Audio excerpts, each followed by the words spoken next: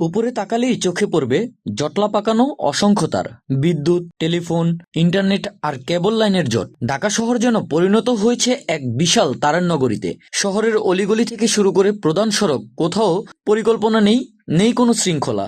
একটি খুঁটিতে ঝুলছে অসংখ্য লাইন, আর সেই ঝুলন্ত তারই প্রতিদিন বাড়িয়ে দিচ্ছে দুর্ঘটনার ঝুঁকি।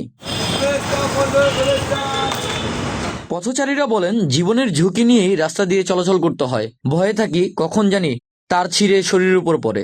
অসংখ্য স্কুল কলেজের শিক্ষার্থীরা এই সড়ক দিয়ে সবসময় যাতায়াত করে। নেই কোনো সুরক্ষা ব্যবস্থা।